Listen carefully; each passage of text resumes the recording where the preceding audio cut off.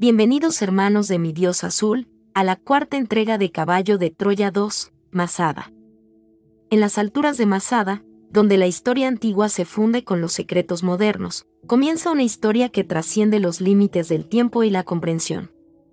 Este lugar sagrado, símbolo de la resistencia judía contra Roma, se ha convertido en el escenario de una operación que podría cambiar el rumbo de la historia. Entre los muros que han presenciado 2000 años de historia, un grupo de científicos y militares ha establecido un campamento bajo el disfraz de una excavación arqueológica. Lo que ocurre en la cima de esta roca dorada, rodeada por el Mar Muerto y el desierto de Judá, va más allá de lo que los ojos pueden ver. Camiones cargados de misteriosas piedras, funiculares que transportan más que simples turistas, y helicópteros que surcan los cielos nocturnos. ¿Qué se oculta realmente en el corazón de Masada? ¿Por qué la llamada Operación Eleazar ha traído a estos hombres a este lugar remoto en plena tensión política entre árabes e israelíes? El viento que azota la meseta guarda secretos, y cada bloque de piedra anaranjada podría ser la clave de un misterio que desafía nuestra comprensión de lo posible. ¿Qué se esconde en esa excavación en el centro del triángulo? ¿Por qué los helicópteros transportan generadores y combustible a una altura de 1300 pies? ¿Te intriga este enigma? Suscríbete a nuestro canal Mi Dios Azul para no perderte ningún detalle de esta fascinante historia. Déjanos tus preguntas sobre la Operación Eleazar, los olivos milenarios de Getsemaní, o el intrigante vínculo entre los eventos históricos y los misterios que se desarrollan en Masada. Por supuesto, concluyó, al tiempo que Jefet se hacía con los documentos de identidad, dispuesto a entregárnoslos en cuanto su compañero diera por finalizada la conferencia, en estos días, hasta que el último container no sea depositado en el campamento, Masada permanecerá cerrada. Estimamos que para el próximo domingo la situación se habrá normalizado. De acuerdo con nuestras previsiones, el mal tiempo reinante nos ha favorecido. Es más que probable que, entre hoy y mañana, las violentas torrenteras que ustedes han tenido ocasión de contemplar en su viaje desde Jerusalén, obliguen a sucesivos y, lamentables, cortes de la carretera. Ello hará más sencillo el obligado cierre temporal de las ruinas arqueológicas. Creo que me explico con claridad. La intencionalidad de algunas de las palabras pronunciadas por Baat y que he entrecomillado no dejaban lugar a dudas. Las intensas lluvias de febrero provocaban en aquella zona frecuentes y habituales desprendimientos o inundaciones. No era extraño por tanto que la ruta hacia el sur del Mar Muerto, Einat Seba, Ein Yaab y Elat, se viera afectada por las avenidas de agua procedentes del escarpado desierto de Judá. Finalizada la reunión, el jefe de campamento repartió los falsos documentos de identidad, así como gruesos capotes de agua, requisando la totalidad de nuestras cámaras fotográficas. Y siguiendo las instrucciones de Curtis, le acompañamos hasta la plataforma base del funicular. La lluvia había cesado momentáneamente, pero no así el viento. Eran casi las 10 de la mañana. Al cruzar la explanada advertimos que los camiones no se hallaban en el lugar. Tampoco observamos movimiento alguno de turistas o visitantes. La explicación a la misteriosa desaparición de los camiones no tardaría en llegar. Los responsables de la Operación Eleazar los habían alineado a los pies de la casamata que servía de refugio a la pareja de cabinas del aerocarril. Mediante una poderosa grúa instalada en un transporte militar, los bloques de piedra naranja habían empezado a ser trasladados y depositados sobre unas reducidas bases cuadradas o rectangulares provistas de ruedas, que eran rápidamente introducidas en el interior de cada una de las cabinas del funicular. Previamente, la puerta corrediza de cada módulo había sido desmontada, facilitando así el acceso de los aparentemente pesados sillares. El lugar se hallaba rodeado por el pelotón de soldados que habíamos visto poco antes junto a los camiones. Mis compañeros y yo empezamos a comprender. Uno tras otro, una vez cargados con los bloques, cada funicular abandonaba la base, ascendiendo en dirección a la cumbre de Masada. La laboriosa operación, como pudimos experimentar personalmente en el transporte del último cargamento, encerraba un indudable riesgo. muy especialmente si el viento alcanzaba los 60 km/h. En ese caso, la cabina podía sufrir un peligroso balanceo. Y una caída desde 262 metros hubiera sido fatal. Esta circunstancia obligó a un buen número de pausas en el trasvase de los bloques de piedra. A cada instante, los militares israelitas destacados en la cima de la montaña establecían conexión por radio con sus compañeros en la base del funicular, informando sobre las variaciones de los anemocinemógrafos. El conocimiento preciso de la intensidad y dirección de los vientos era vital. Si estos eran nulos o inferiores a los mencionados 60 km/h, el funicular emprendía el ascenso. A las 13 horas, aprovechando el transporte de los últimos bloques, la avanzadilla del equipo de caballo de Troya, 12 de los 61 miembros, fue embarcando en las cabinas, rumbo a la cumbre. Yo lo hice con Curtis y con 3 oficiales judíos. El funicular que nos tocó en suerte, el rojo, se hallaba prácticamente ocupado por la última de las 26 misteriosas piedras que ya habían sido enviadas a lo alto de la roca. Nunca olvidaré aquellos tensos momentos. Cuando habíamos recorrido la mitad de los 799 metros del tendido, sonó el telefonillo del conductor. El militar que sustituía al vigilante y chofer habitual de dicho funicular respondió con un seco y preocupante, «De acuerdo. Paramos». Y la cabina quedó inmóvil en el vacío, a unos 780 pies de altura. Quizá la expresión «inmóvil» no sea la correcta. Porque el viento racheado comenzó a silbar entre los cables, zarandeándonos como una pluma. Los judíos revisaron los anclajes de la piedra y al descubrir mi palidez, sonrieron burlonamente. Sujeto a las barras horizontales de sustentación, evité mirar al abismo, centrando mi atención en la escasa decoración de la frágil cabina. Carga máxima, 40 más una persona o 2.600 kilos. No fumar. Dios mío. ¿Resistirían los garfios aquella tensión? El viento del sur seguía golpeándonos, haciendo crujir la L metálica que une el techo del funicular con la gruesa maroma de acero. Instintivamente desvié la mirada del segundo letrero. 262 metros, caída vertical. ¿A quién se le ocurriría colocar allí tan macabro aviso? Capacidad hora, 640 personas. La cabina continuaba bamboleándose, comprometiendo nuestro ya precario equilibrio. E intenté mitigar la preocupación, enfrascándome en un inútil cálculo mental. Si la longitud del tendido es de casi 800 metros y la capacidad máxima por viaje es de 41 personas, eso significa un total de 15 viajes a la hora o, lo que es lo mismo, un desplazamiento cada 4 minutos. Si estamos, poco más o menos, a mitad de camino, nos quedan aún 2 minutos o más para pisar esa maldita cima. Hickman Harris Co. York. Ese debe ser el fabricante, pensé. ¿O serán los suizos? Era lo mismo.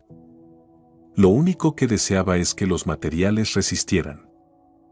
Sin darme cuenta, estaba practicando uno de los sistemas de descongestión mental para situaciones de emergencia, enseñado a todos los astronautas en el Instituto de la Fuerza Aérea Norteamericana en Ohio.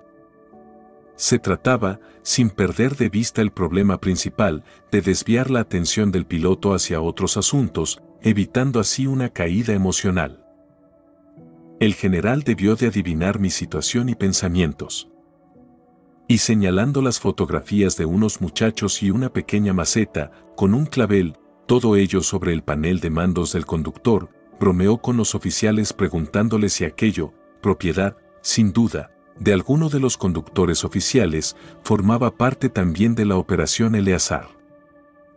Los militares israelíes aceptaron con gusto el relajante comentario, olvidando por unos momentos nuestra delicada situación. Lo cierto es que los minuciosos judíos corrigieron el pequeño descuido al llegar a la cumbre, haciendo desaparecer de la cabina los retratos y la flor. El viento amainó al fin y el repiqueteo del telefonillo fue la esperada señal para continuar el ascenso. Hacia las 14 horas, después de soportar 10 largos minutos de violenta inmovilización sobre el abismo, la cabina número 2 quedaba anclada en el muelle terminal de la montaña, a 60 pies por debajo de la cumbre. En pocos momentos de mi vida he deseado con tanta vehemencia pisar tierra firme. Los ingenieros militares judíos y el resto de nuestros amigos nos aguardaban con impaciencia. Y sin demora alguna, los técnicos desengancharon la piedra naranja, haciendo rodar la plataforma hasta el angosto pasillo de tierra existente entre la terminal del funicular y la mencionada pared rojiza de Masada. Las barreras de hierro que habitualmente delimitan los caminos de entrada y salida de los pasajeros a las cabinas habían sido igualmente desmontadas, facilitando así el movimiento de los bloques. Quedé perplejo. Por encima de nuestras cabezas, en el filo mismo de la cima, los israelitas habían ensamblado una grúa, tipo pluma, que, en cuestión de minutos, comenzó a izar la carga. De esta forma se salvaba el incómodo desnivel que separa la terminal de la meseta propiamente dicha. Al recorrer los 120 metros de cornisa que asciende por la cara este de Masada, único acceso a la cumbre desde la base del aerocarril, comprendí igualmente que el transporte de los sillares por aquel pasillo de 3 metros de anchura hubiera sido tan penoso como ineficaz. Al final de dicho sendero, una reducida casamata de cemento, que hacía las veces de control y lugar de venta de mapas de las ruinas, habría imposibilitado igualmente el paso de las piedras. Cuando, al fin, pisamos la cumbre, una mezcla de emoción y curiosidad se apoderó de todo el equipo. El viento seguía azotando aquella increíble plataforma natural, empujando desde el sur largos jirones de niebla que se arrastraban lentamente sobre el polvo y la tierra reseca de la cima. Aquel, si no se producían cambios, iba a ser nuestro punto de lanzamiento. La árida y majestuosa belleza de Masada iría cautivándome minuto a minuto.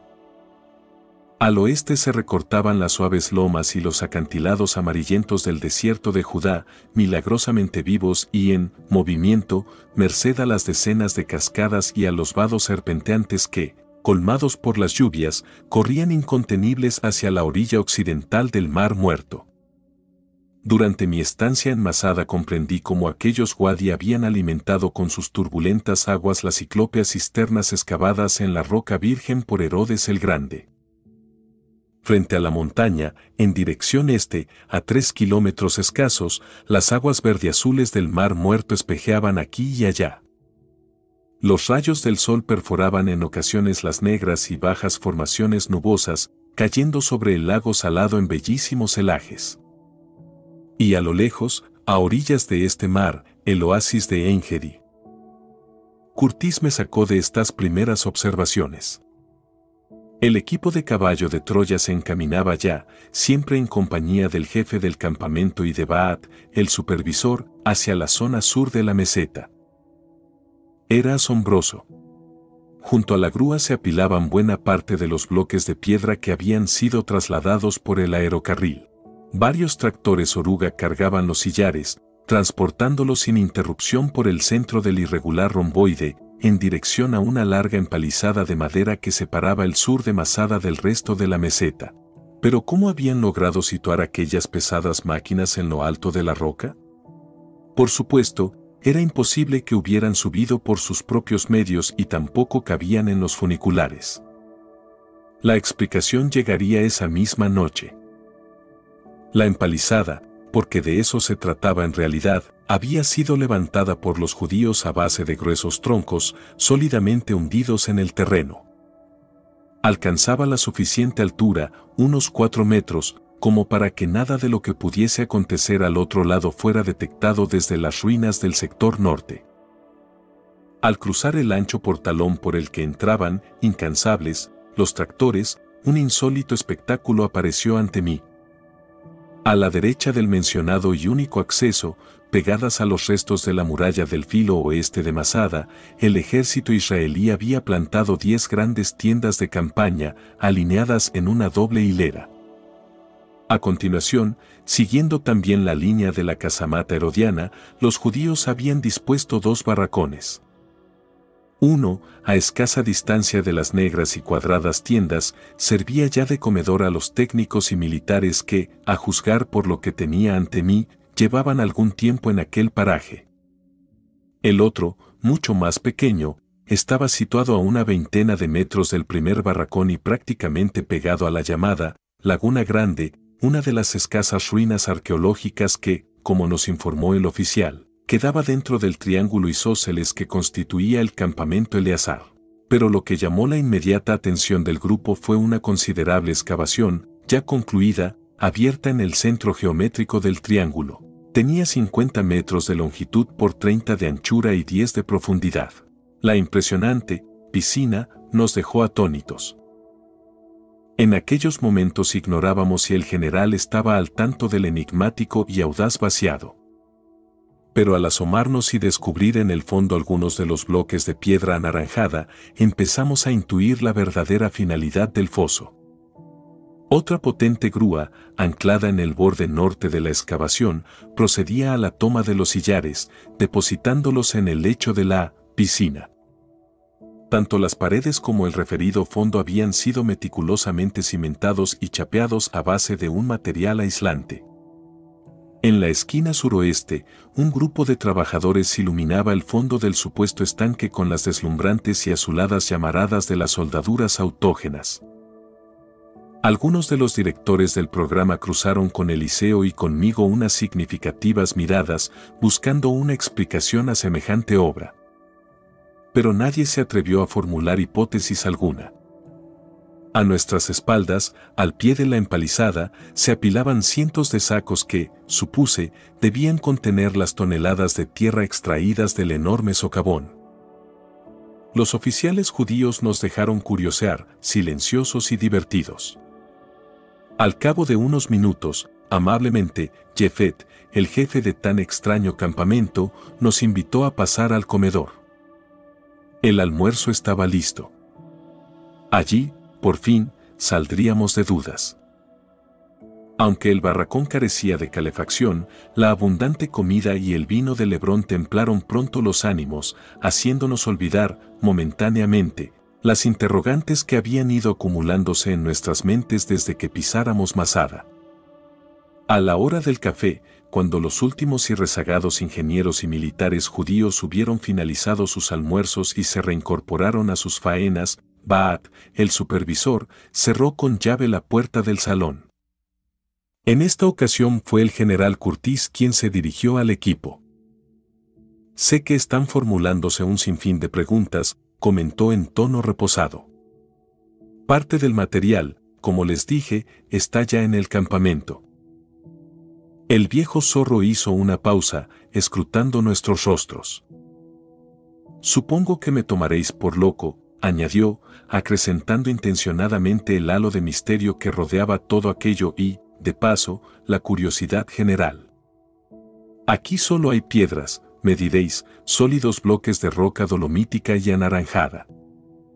Sí y no. Siguiendo un estricto plan israelí, los 2/3 del instrumental de la estación de fotografías han sido transportados hasta la cima de esta montaña, camuflados en el interior de los aparentes sillares de piedra. Como saben, esos camiones y ese tipo de cargamento son los únicos autorizados a cruzar la frontera con Jordania, llegando habitualmente hasta Amán. Era difícil que alguien llegara a sospechar de los supuestos macizos cubos pétreos. En cuanto al resto de los equipos, prosiguió, dirigiéndose a la pareja de militares israelíes que compartía nuestra mesa, si no hay inconvenientes, estará en lo alto de la roca en la mañana del sábado. Siguiendo otro tipo de vía. Baat y Jefet asintieron. Hasta esa fecha, continuó el jefe de caballo de Troya, nuestra misión será muy sencilla, esperar. Mañana, quizá a esta misma hora, el grupo electrógeno entrará en funcionamiento. Así está previsto, manifestó el jefe de campamento, como si buscara nuestra indulgencia. Hoy mismo será desembarcado. Les rogamos disculpen el retraso. ¿Desembarcado? ¿A casi 1400 pies de altitud? ¿Cómo? Los judíos son capaces de todo. Así que nadie se atrevió a indagar sobre el particular. La inmediata y lógica pregunta, continuó Curtis, es dónde y cuándo será ensamblada la estación receptora. Por razones de seguridad y siguiendo igualmente las instrucciones del gobierno de Golda, esta vez no habrá hangares al aire libre. El general percibió nuestra extrañeza. Y echando mano de su inseparable maletín, extrajo un sobre blanco con la inconfundible estrella azul de 6 puntas, emblema del Estado de Israel. Al desplegar su contenido apareció un plano del campamento Eleazar. Y en él, un pormenorizado esquema del foso que habíamos contemplado una hora antes. No fueron necesarias muchas explicaciones. Curtis, con su dedo índice derecho apuntando al centro de la piscina, así la llamaríamos en el argot de caballo de Troya, nos invitó a echar una ojeada. La excavación, tal y como habíamos intuido, no era otra cosa que el receptáculo de la estación de fotografías.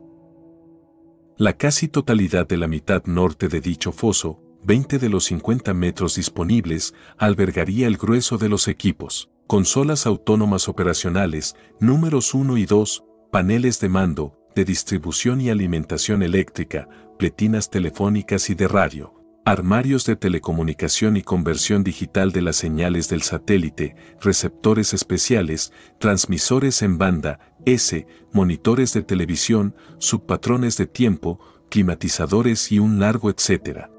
Los 30 restantes metros de la piscina se hallaban divididos en 2 sectores. A lo largo de la pared sur, ocupando una superficie de 2 por 10 metros, habían sido dispuestos los laboratorios de revelado fotográfico y una sección auxiliar de telemetría, armarios para grabadoras de cintas magnéticas, para unidades de bandas ancha o estrecha, e impresoras ultrarrápidas, capaces de leer e imprimir datos a razón de 80.000 dígitos por minuto. El resto de la franja sur, de 20 por 2 metros, aparecía como almacén de helio. El espacio situado entre estas baterías de instrumentos se encontraba prácticamente vacío. En total, 28 metros.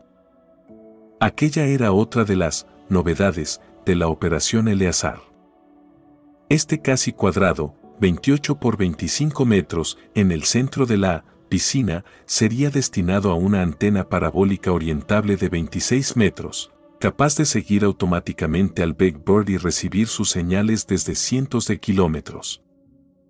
El GSFC había recomendado, desde el principio de la operación, la utilización de este tipo de antenas.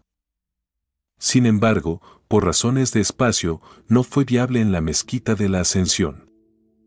La verdad es que el inesperado y vertiginoso desmantelamiento de las instalaciones no había permitido siquiera el ensamblaje de las antenas, buscadoras, de barrido de fase, que debían sustituir a la aconsejada por el Centro de Vuelos Espaciales Goddard. Una vez concluido el montaje de la estación, la piscina quedaba cerrada con un ingenioso sistema, accionado eléctrica o manualmente, que ocultaba el gran foso. Los israelitas nos ampliaron algunos detalles al respecto. La cubierta o cierre, que se recogía por el procedimiento de tambor en la cara norte, había sido diseñada a base de una doble lámina de vidrio plastificado, de gran dureza y ductilidad, que permitía el paso de las señales radioeléctricas procedentes del Big Bird. Esto, en especial durante las transmisiones diurnas, favorecía el camuflaje de la estación. En el caso de recepciones nocturnas, la cubierta podía ser retirada, dejando al aire la superficie ocupada por la antena parabólica. Esta, pintada de negro, era prácticamente invisible para cualquier hipotético avión de reconocimiento enemigo. Cuando el ensamblaje del instrumental hubo concluido, quedamos maravillados. La astucia y meticulosidad de los israelitas llegarían al extremo de pintar el referido cierre del mismo color de la tierra ocre amarillenta que cubría la totalidad de la meseta. Aquí y allá, con una paciencia benedictina, los ingenieros militares fueron pegando sobre dicha cubierta infinidad de piedrecillas recogidas de la zona norte de la cumbre, que proporcionaron a la falsa superficie un mimetismo envidiable. Con la caída del sol, encendiendo de rojo el desierto de Judá, los trabajos en el campamento Eleazar se interrumpieron.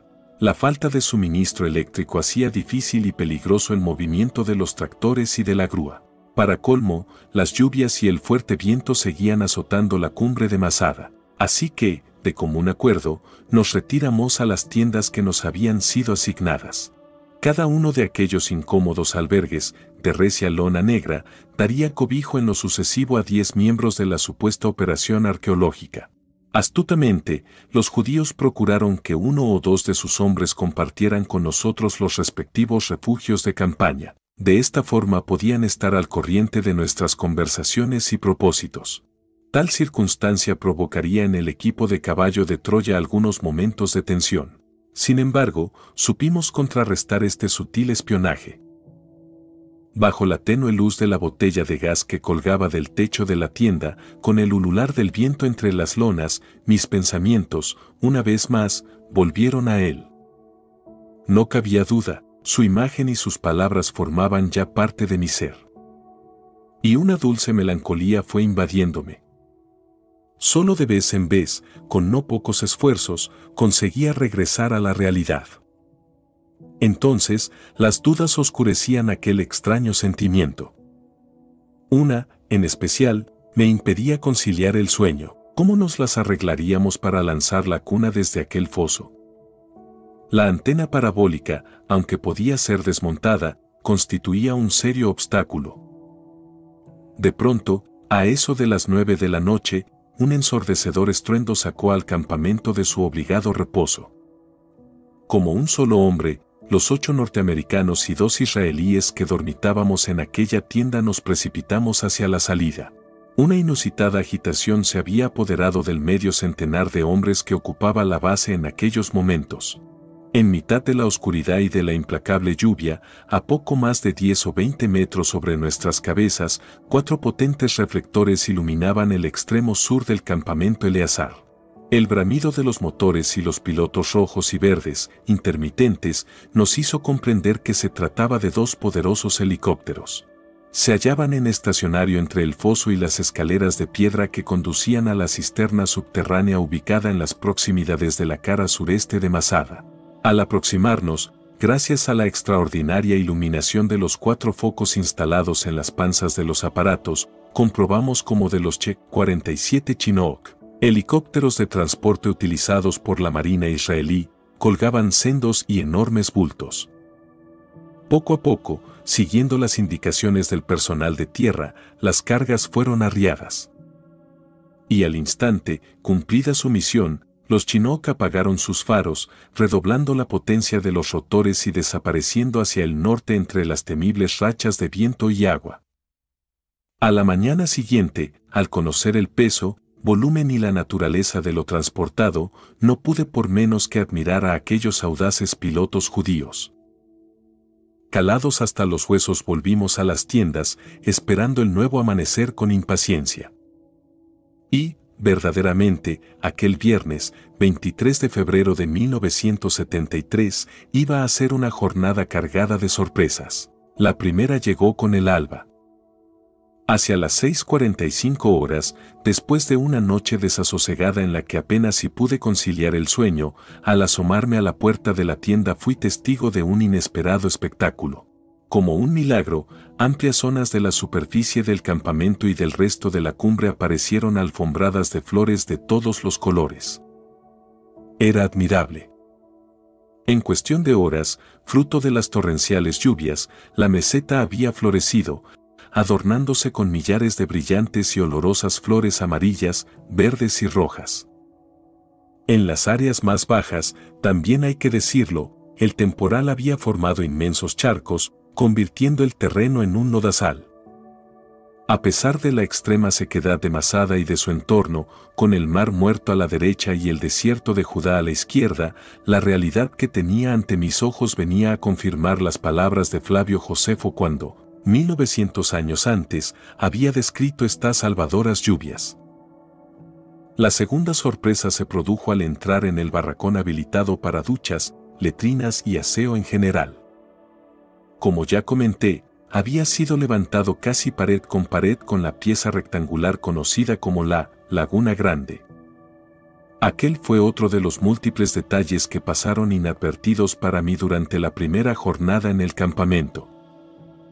Amén de la falta de energía eléctrica en lo alto de la roca, uno de los principales quebraderos de cabeza a la hora de preparar el asentamiento de la estación receptora de imágenes fue la ausencia de agua.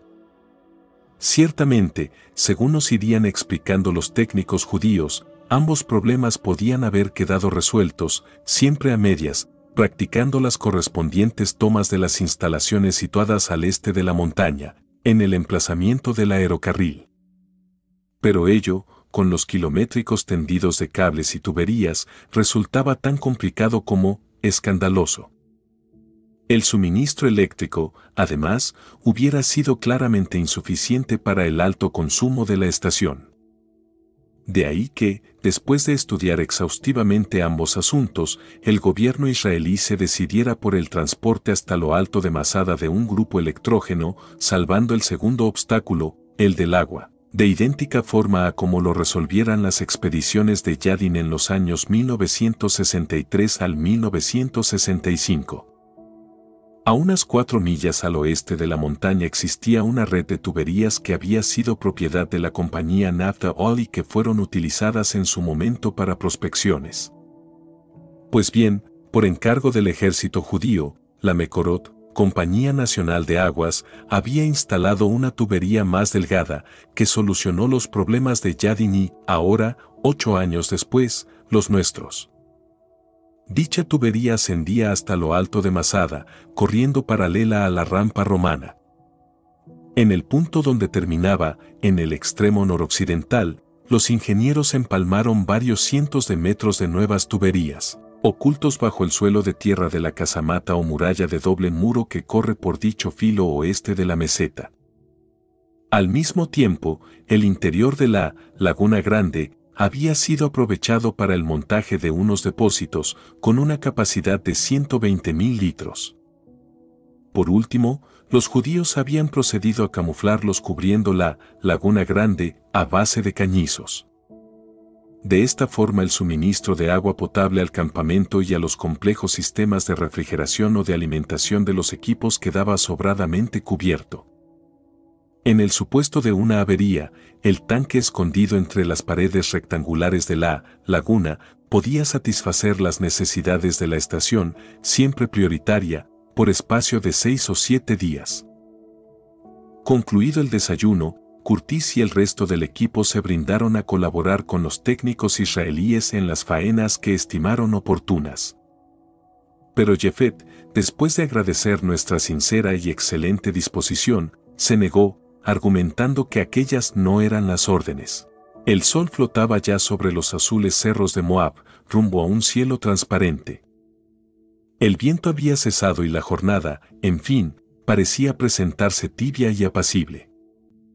Minutos antes del desayuno, los oficiales destacados en la base del funicular habían establecido contacto por radio con el campamento, informando al general sobre las razones del retraso del medio centenar de hombres que completaba la expedición de Caballo de Troya y que, según Curtis, debería de haber llegado a Masada la noche anterior.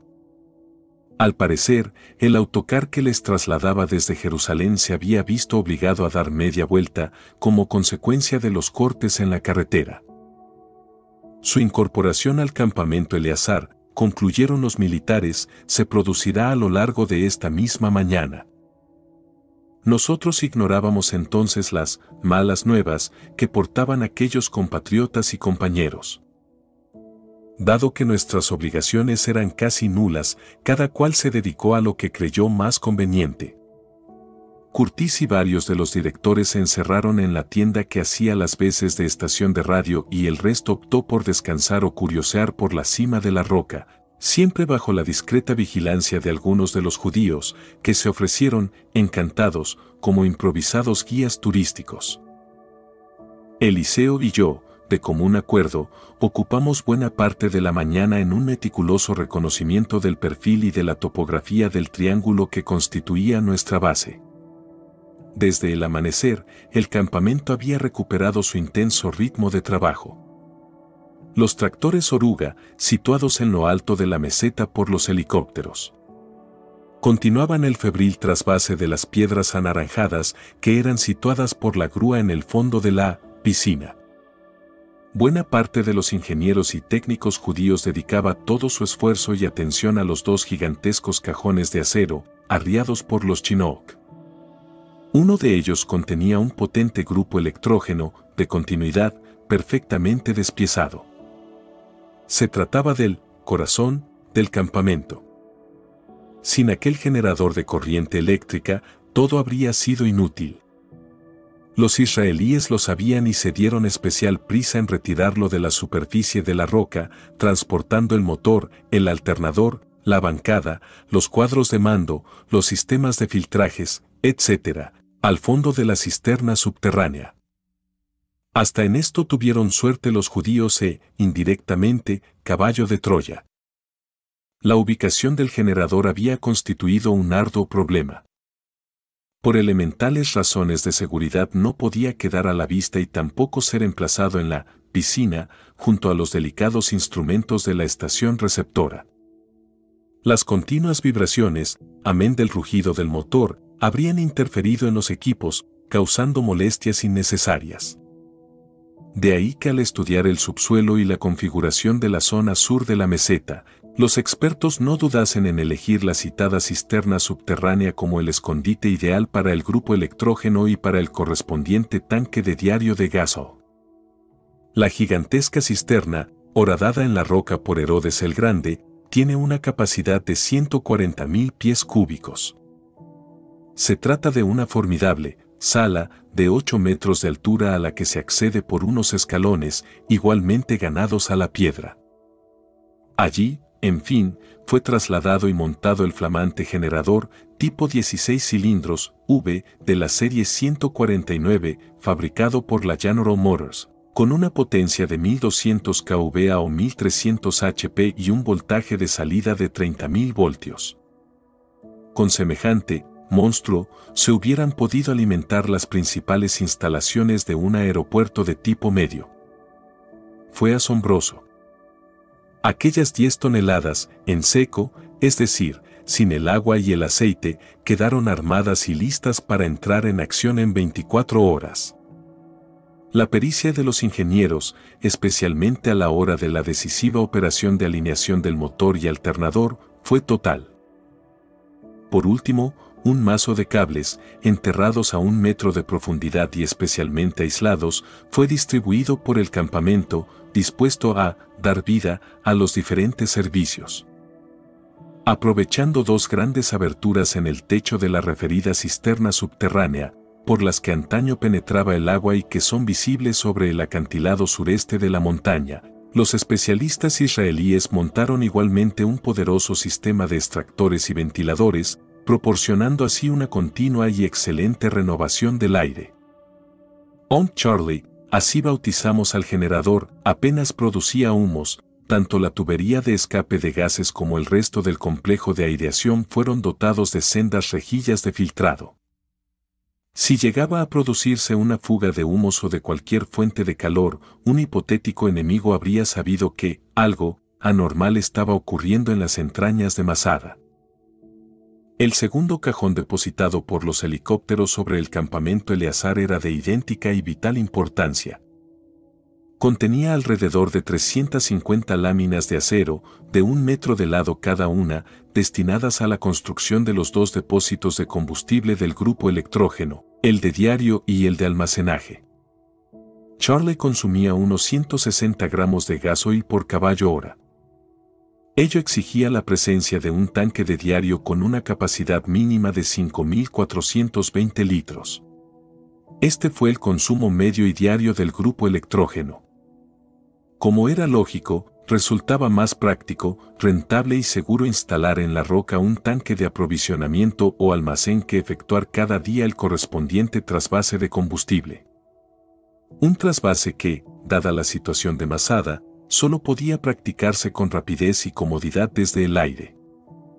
En este sentido, los helicópteros cisterna del ejército de Israel jugarían un destacado papel.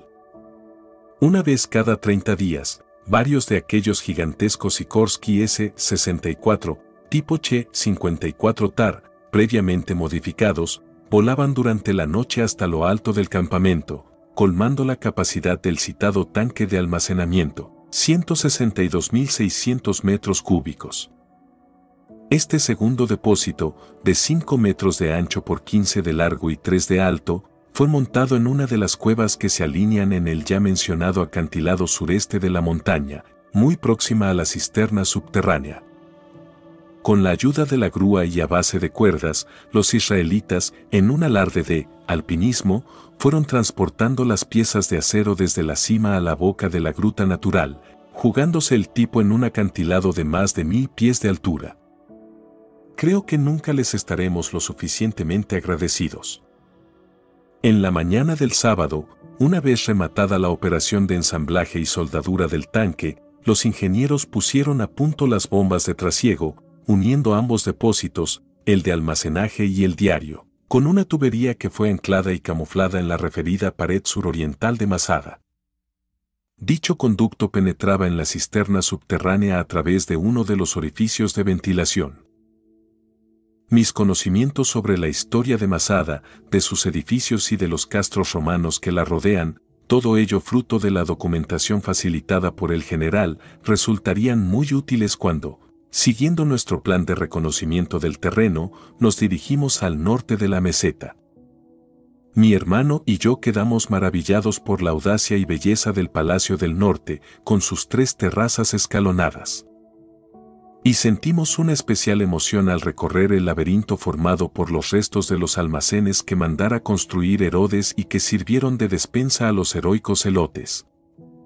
Asomados desde aquella especie de proa, en el punto más alto de Masada, comprendí por qué el rey Herodes había edificado, justamente allí, su palacio colgante.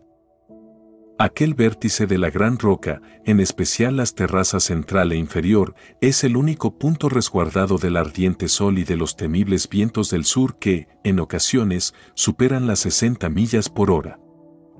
De no haber sido por este apretado complejo de ruinas, palacios, almacenes, baños, edificios administrativos, puestos de guardia, etc., el campamento Eleazar, nos explicó uno de los inseparables guías, habría sido dispuesto aquí mismo.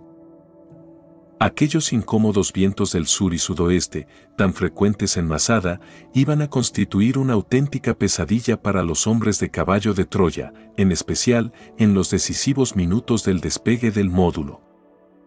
En los estudios meteorológicos de la estación de Calia, al norte del Mar Muerto, las estadísticas elaboradas en base a los datos recogidos en 1972 por los 3 centros de observación arrojaban, sin embargo, para febrero, una frecuencia e intensidad de los vientos relativamente bajas o soportables. La estación número 20 apuntaba un porcentaje de 18,9 para el viento sur y solo un 4% para el suroeste. Por su parte, las estaciones números 21 y 22, para los mismos vientos, fijaban unos índices de 18,9 y 7,9 y de 14,7 y 5,6, respectivamente. En los 3 casos, las velocidades de dichos vientos oscilaban en torno a los 12 a 19 kilómetros por hora. Solo las estaciones 20 y 21 preveían vientos entre 50 y 61 kilómetros por hora, pero en un tanto por ciento muy bajo, 0,1. Naturalmente, la cumbre de Masada se encuentra a más de 1000 pies de altitud y ello se notaba. Pero el lugar que más nos impresionó, quizá porque se conserva tal y como la dejaron los legionarios de Silva, fue la rampa de tierra y piedra prensadas que se empina desde las profundidades hasta casi tocar el filo noroccidental de la meseta. Aquel terraplén de asalto es, sin lugar a dudas, una de las estructuras o fórmula de asedio del ejército romano más interesante del mundo. La verdad es que se encuentra francamente bien conservada. La blancura de la rampa, cuya tierra fue extraída del llamado promontorio blanco, justo en el nacimiento de la misma, es deslumbradora. Durante algunos minutos quedamos sobrecogidos y ensimismados ante la contemplación del terraplén y del campamento de Flavio Silva. Ahora, 1900 años después de aquella lucha por la soberanía y libertad de un pueblo, el Estado de Israel había vuelto a Masada, precisamente, como ya insinué, para velar por esa seguridad. Nuestro paseo por las ruinas de Masada se vio gozosamente interrumpido cuando, a media mañana, los funiculares depositaron en la cumbre a los 50 rezagados especialistas de caballo de Troya. Al igual que hiciera con nosotros, Curtis les había puesto en antecedentes de algunos de los detalles de la secreta misión. Y todos, como era previsible, se mostraron entusiasmados con aquel segundo intento. Su permanencia en el campamento Eleazar fue, en consecuencia, tan discreta y eficaz como era de esperar. Pero aquellos amigos no eran portadores de buenas noticias precisamente. Por encargo de Curtis habían hecho acopio de una amplia muestra de la prensa internacional de aquellos días. Tanto el general como el resto del grupo intuíamos que el reciente derribo del Boeing 727 libio sobre la península del Sinaí podía arrastrar pésimas consecuencias en el ya deteriorado panorama político de Oriente Medio. No nos equivocamos. Los comentarios y reacciones de medio mundo fueron unánimes. El ametrallamiento del avión de pasajeros y la muerte de 104 de sus ocupantes fueron condenados sin paliativos. Los países árabes se mostraron especialmente agresivos, caldeando aún más la atmósfera de preguerra hacia su vecino, Israel. La lectura de aquellos periódicos ingleses, norteamericanos y egipcios, como digo, nos llenó de confusión e incertidumbre. La prensa de El Cairo, por ejemplo, calificaba el hecho de asesinato premeditado y de un nuevo y bárbaro crimen contra civiles árabes. El diario egipcio Al-Aram recogía también las declaraciones de un portavoz del gobierno de Sadat en las que, entre otras cosas, aseguraba que el sionismo israelí, que vive de la agresión, la usurpación y el delito, pagará cara a esta acción y recibirá su justo castigo de manos de los árabes. Por su parte, los más prestigiosos diarios de Nueva York y Washington se pronunciaban en los siguientes términos. La incursión israelí en el Líbano y el derribo de un avión de pasajeros sobre el Sinaí despertaron en el mercado de valores de Nueva York el miedo a que la situación en Oriente Medio empeore.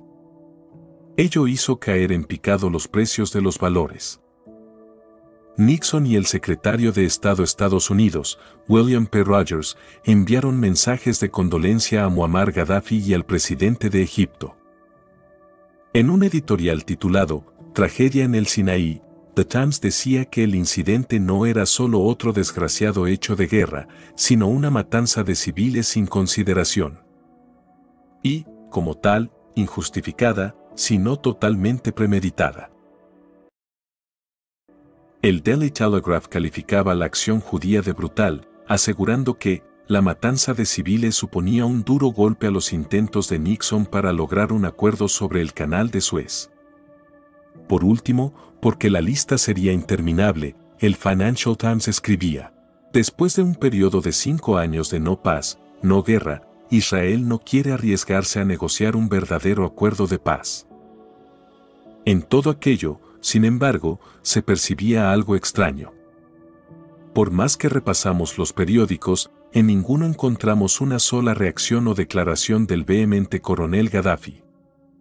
El Boeing siniestrado era de su país y, además, 55 de los 104 pasajeros fallecidos eran libios. ¿Por qué guardaba un mutismo tan anormal? ¿Es que tenía algo que ocultar a la opinión pública? ¿Por qué el avión se había desviado cientos de millas de cualquiera de las dos rutas habituales de vuelo desde Bahrein, en los Emiratos Árabes, a su aeropuerto de destino, en Alejandría? No disponíamos en aquellos momentos de los datos meteorológicos de la zona en la jornada del 21 de febrero, fecha del siniestro, pero se nos antojaba difícil de creer que las malas condiciones climáticas, razón esgrimida en un principio por la prensa judía, hubieran forzado al Boeing a violar el espacio aéreo de Israel justamente sobre un sector militar. Era, cuando menos, sospechoso. Las tímidas y escasas noticias procedentes de Tel Aviv tampoco arrojaron demasiada luz sobre lo ocurrido en el centro del Sinaí. En una conferencia de prensa celebrada en El Cairo, los periodistas aseguraron haber escuchado la voz del comandante del Boeing 727, gritando: «Se nos dispara. Se nos dispara desde el caza». Naturalmente, como era de esperar, la prensa judía acusaba al piloto de desobedecer las órdenes de los interceptores. El copiloto, Jean-Pierre Ure, uno de los 7 supervivientes, aseguró que estaban aterrorizados y que no siguieron las instrucciones de los cazas israelíes, decidiendo escapar. A las pocas horas del incidente, el jefe supremo de la Fuerza Aérea Israelí, General Mordecai Od, y 2 pilotos de Phantom cuyos nombres no fueron revelados, celebraron otra rueda de prensa, con el fin de informar sobre el gravísimo asunto.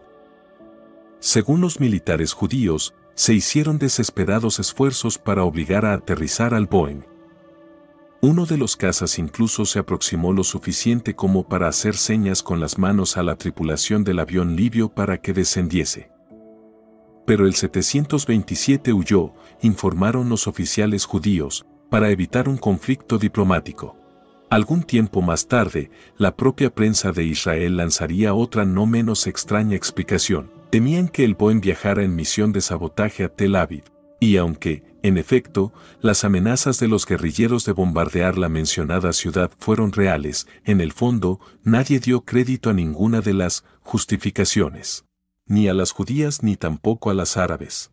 Días más tarde, a su regreso de Estados Unidos, Curtis nos informaría sobre la verdadera razón de aquel lamentable derribo.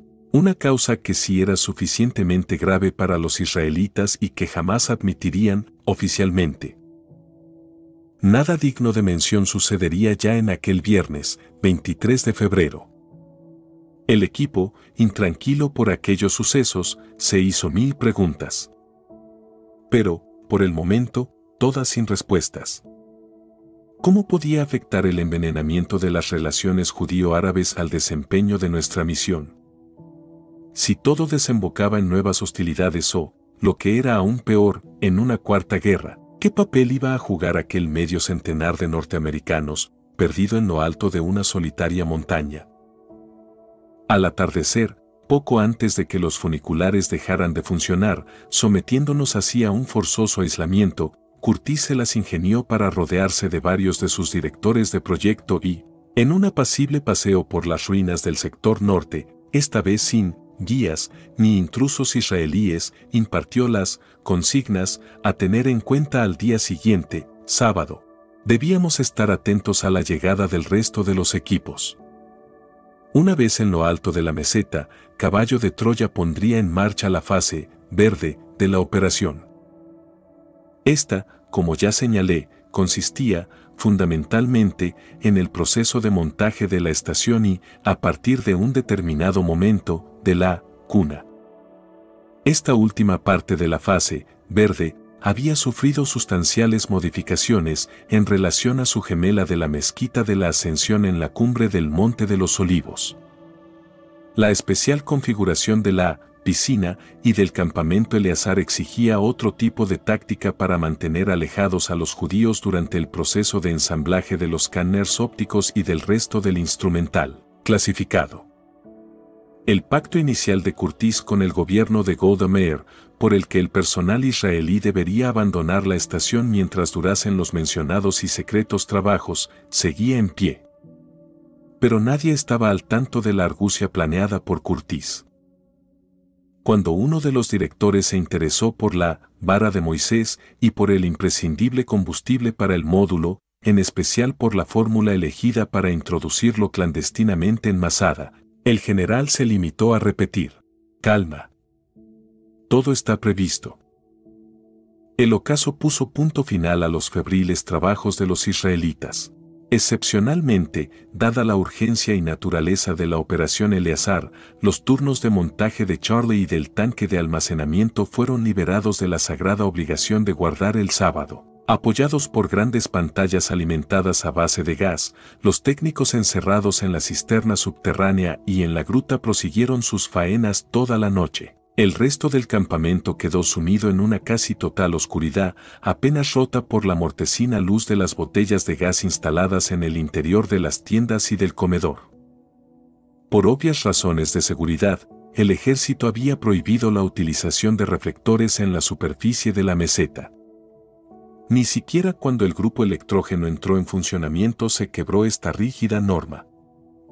La integridad física de la estación y del centenar de hombres que formábamos el campamento así lo requería.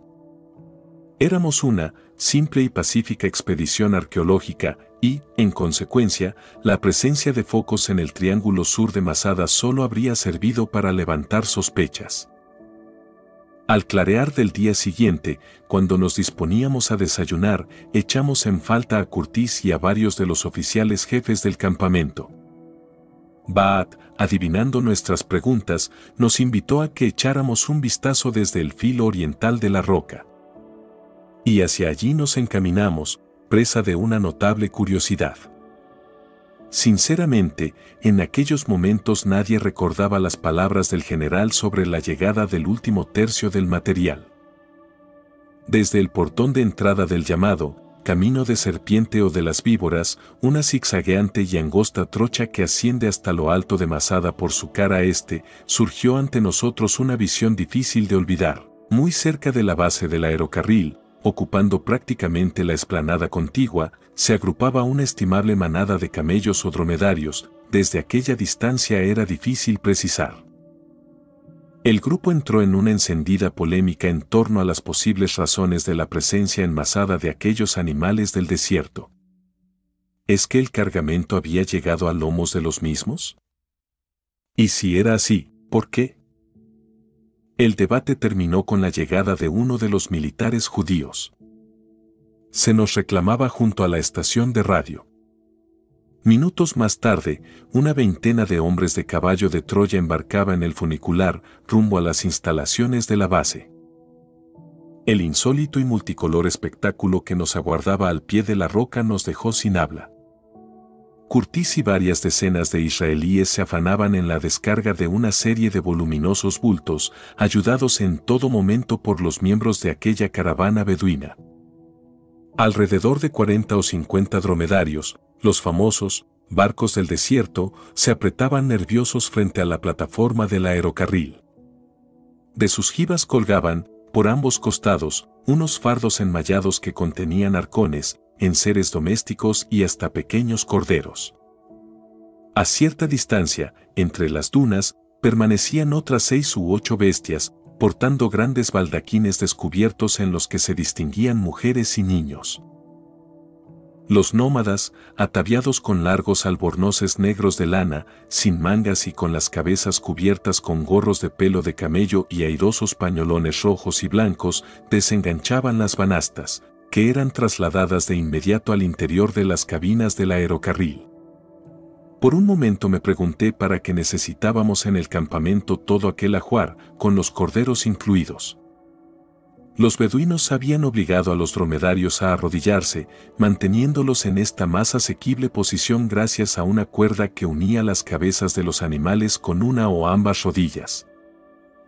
Terminada la operación, los dromedarios fueron desatados y uno de los voluntariosos árabes, el que parecía el jeque o jefe de la tribu, se despidió del oficial de máxima graduación con un seco «Selam aleikum», «La paz sea contigo». El israelí correspondió con otra leve inclinación de su cabeza, respondiendo, Aleikum assalam, que contigo sea. Y beduinos y dromedarios tomaron la dirección de las dunas, uniéndose al grupo de las mujeres. Me hallaba tan fascinado por aquellos increíbles ejemplares humanos que, de vuelta a la roca, casi no presté atención a las explicaciones del general sobre los fardos que acababan de ser descargados y sobre su insólito periplo. Al parecer, si no recuerdo mal, 3 días antes, la caravana en cuestión se había hecho cargo del citado último tercio del instrumental, perfectamente camuflado en los bultos. La recogida del cargamento tuvo lugar la noche del 21, miércoles, en un punto al noroeste de Qumrán, en pleno desierto de Judá. Aquella zona era frecuentada desde tiempo inmemorial por las caravanas de beduinos que iban y venían de Arabia. Muchas de estas tribus traficaban con armas o cambiaban vino por mujeres, cruzando con libertad la frontera de la actual Jordania. Supongo que, por un alto precio, aquella tribu o clan de los nobles Chammar había aceptado la misión de transportar hasta Masada lo que, oficial y aparentemente, solo era un prosaico conjunto de cacharros y enseres domésticos, necesarios en todo campamento. Los beduinos se volvieron mudos y sordos ante la generosa recompensa de los israelíes. Verdaderamente, el plan de la inteligencia judía funcionó a la perfección. ¿Quién hubiera imaginado que entre los fardos de aquella austera caravana viajaba un complejo equipo de recepción de fotografías vía satélite? Siempre distantes de las carreteras y de los núcleos de población, los Chammar habían caminado de noche, descansando durante el día, por una intrincada red de cañadas y senderos, en pleno desierto, que conocían y frecuentaban desde hacía siglos. Pero la misión de los beduinos no había terminado. Aquel mediodía, correspondiendo a una invitación del jeque de la tribu para participar en el siempre complejo ritual de la preparación y degustación del café, Curtis tendría la oportunidad de maquinar un nuevo y astuto plan. Una estratagema que nos cubriría las espaldas en el crítico momento del lanzamiento del módulo. Aquel trabajo fue bienvenido. El aislamiento en lo alto de nuestro portaaviones, de piedra, sin suministro eléctrico ni distracción alguna y con medio centenar de hombres, mano sobre mano, empezaba a preocuparnos. Así que, espontánea y voluntariamente, el grupo de caballo de Troya se ofreció a transportar los fardos y a depositarlos, con el resto de los bloques de color naranja, en el fondo de la piscina. Oficialmente, la fase verde acababa de ser inaugurada. Curtis, que, como decía, maquinaba algo, pidió que apartásemos la media docena de corderos. Y el personal lo hizo encantado, sujetándolos a uno de los vientos de la tienda del general. Algunos de los muchachos, compadecidos por los lastimeros balidos de las frágiles crías, se erigieron en improvisadas nodrizas, diezmando las reservas de leche de la cocina. La verdad es que no hubo malas caras entre los cocineros israelíes. Allí, lo único que sobraba era comida y aburrimiento. Cada mañana, puntual y religiosamente, el funicular nos abastecía de pan caliente, leche y de aquellas viandas que empezaban a escasear en las despensas del barracón. Hacia las 2 de la tarde, el general tomó sus 6 corderillos y, acompañado por Baat, el supervisor, cruzó el portalón de la empalizada dirigiéndose a la plataforma del aerocarril. Curtis encajó con deportividad las chanzas de judíos y norteamericanos, divertidos ante la poco usual estampa de un general de la USAF pastoreando un rebaño. Cuando interrogué a Eliseo sobre las intenciones del jefe de la operación, mi hermano se encogió de hombros. Nadie en el campamento Eleazar tenía la menor idea de por qué se había hecho cargo de los animales. La posible explicación debía de estar en el interior de la larga tienda negra de lana de cabra que habían levantado los Chammar aquella misma mañana sobre las amarillentas dunas que se extienden al noreste de la montaña, a un tiro de piedra de los restos del campamento romano, B. Era evidente que los beduinos tenían intención de permanecer en el lugar, al menos por algún tiempo. Pero esta circunstancia no parecía inquietar a los militares israelíes. De todas formas, nos equivocamos cuando dimos por hecho que, a su regreso a la cumbre, Curtis nos aclararía el misterio. Entre otras razones, porque el general no volvería a Masada. Hacia las 4 de esa tarde del sábado, el funicular dejó en la meseta a Baat. Traía el encargo de recoger las escasas pertenencias del general y bajarlas a toda prisa a la plataforma base. El supervisor fue muy parco en explicaciones. Un coche oficial aguardaba a Curtis. Había sido reclamado con urgencia por la embajada USA. Horas más tarde, los oficiales encargados de la radio recibirían una comunicación del propio general. Se hallaba en Tel Aviv a punto de despegar hacia los Estados Unidos. Todo aquello conmocionó a los hombres de caballo de Troya. En los planes del jefe de la operación, al menos que nosotros supiéramos, no figuraba aquel repentino viaje. ¿Qué estaba pasando? Las últimas palabras del mensaje de Curtis, sin embargo, parecían tranquilizadoras. Empiecen sin mí. regresaré a tiempo. El resto de la jornada transcurrió casi sin sentir. Los hombres se refugiaron en las tiendas o en el comedor, discutiendo y polemizando sin cesar sobre tan inesperada partida. Bien entrada la tarde-noche, las encendidas tertulias fueron momentáneamente interrumpidas por la presencia en la cumbre de los Sikorsky. De acuerdo con el programa previsto por los israelitas, una vez finalizado el montaje de los depósitos de combustible, estos serían llenados en el transcurso de 2 noches consecutivas, las del sábado y domingo. Para la mayor parte del campamento, aquel trasiego de gasol constituyó un suplicio. Por razones de seguridad, los gigantescos helicópteros grúa israelíes, a cuyas panzas habían sido acoplados sendos tanques de 10 toneladas cada uno, solo podían sobrevolar Masada en plena oscuridad y, a ser posible, sin luces. El tronar de los rotores principales, con sus 6 palas, fue, como digo, una pesadilla. Cada hora, puntuales, una pareja de Sikorsky tomaba tierra en el filo suroriental del triángulo, vaciando sus cisternas. Fue imposible intentar conciliar el sueño. Impacientes por verificar el buen funcionamiento del generador, los judíos, una vez colmados los 5.500 litros del tanque de diario, activaron a Charlie. Los sistemas respondieron a la perfección y los técnicos, lógicamente, se felicitaron mutuamente. Lo que comenzó como una simple operación de transporte de equipos se ha convertido en una compleja trama de secretismo y tensión internacional. La instalación de una estación receptora de fotografías en lo alto de Masada, camuflada como una expedición arqueológica, revela las dimensiones de una misión que va más allá de lo científico.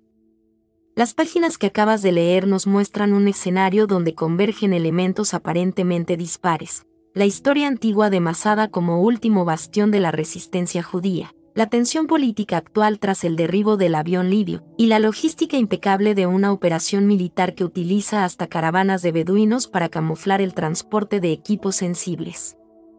La operación Eleazar, nombre que evoca al líder de la resistencia judía que prefirió el suicidio colectivo antes que la rendición, parece estar en su fase crítica. Con Curtis de repente viaje a Estados Unidos, el equipo de caballo de Troya se enfrenta a la responsabilidad de continuar sin su liderazgo. La activación del generador Charlie marca un punto de no retorno en esta aventura que parece estar relacionada con algo más grande que una simple misión arqueológica. El viento sigue soplando sobre Masada, guardando secretos que, como los olivos milenarios de Getsemaní, han presenciado el paso de la historia y tal vez sean testigos de algo que desafiará nuestra comprensión de la realidad. ¿Tienes preguntas sobre los detalles de la operación Eleazar? ¿Qué crees que se oculta realmente en la piscina excavada en el centro del campamento? ¿O sobre la conexión entre los eventos históricos de Masada y la misión actual? Suscríbete a Mi Dios Azul y déjalas en los comentarios. La historia apenas comienza. No olvides activar las notificaciones para estar al día de cada nuevo video donde continuaremos explorando los misterios de Masada y las aventuras de Caballo de Troya.